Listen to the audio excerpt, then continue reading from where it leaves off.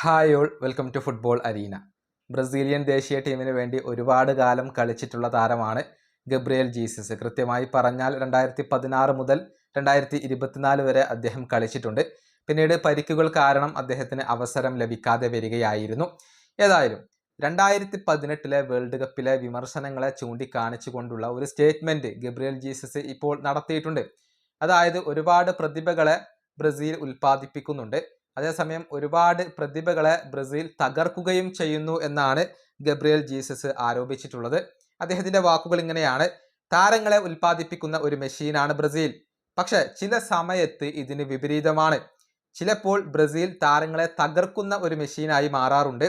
2018 world cup അതിനുള്ള ഒരു ഉദാഹരണമാണ്. എനിക്ക് ഗോൾ നേടാനുള്ള അവസരങ്ങൾ ഒന്നും തന്നെ വേൾഡ് കപ്പിൽ ലഭിച്ചിരുന്നില്ല, പക്ഷേ ഗോൾ നേടാത്തതിന്റെ പേരിൽ എനിക്ക് വലിയ വിമർശനങ്ങളാണ് അന്ന് ലഭിച്ചത്. ഇതാണ് ഗബ്രിയേൽ ജീസസ് പറഞ്ഞിട്ടുള്ളത്. അതായത് ടാലന്റുകളെ വിമർശിച്ചുകൊണ്ട് അതല്ലെങ്കിൽ കുത്തി നോവിച്ചുകൊണ്ട് തകർക്കുന്നു എന്നാണ് ഇദ്ദേഹം ആരോപിച്ചിട്ടുള്ളത്. നമുക്കറിയാം 2018 വേൾഡ് കപ്പിൽ ബ്രസീലിന്റെ പ്രധാന സ്ട്രൈക്കർ ജീസസ് ആയിരുന്നു. 5 മത്സരങ്ങൾ കളിച്ചിട്ട് അഥവാ 406 മിനിറ്റ് കളിച്ചിട്ട് ഒരൊറ്റ ഗോൾ പോലും നേടാൻ അദ്ദേഹത്തിന് കഴിഞ്ഞിരുന്നില്ല. ഒരു അസിസ്റ്റ് മാത്രമായിരുന്നു അദ്ദേഹത്തിൽ നിന്നും ഉണ്ടായിരുന്നത്.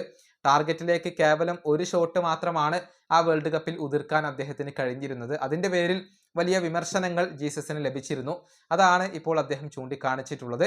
അതായത് തനിക്ക് അവസരങ്ങൾ ഒന്നും ലഭിച്ചിരുന്നില്ല, എന്നിട്ടും താൻ അവിടെ കുറ്റക്കാരനായി മാറി എന്നാണ് ഗബ്രിയേൽ ജീസസ് പറഞ്ഞിട്ടുള്ളത്. ഈ വീഡിയോ അവസാനിപ്പിക്കുന്നു. അടുത്തൊരു വീഡിയോ കാണാം.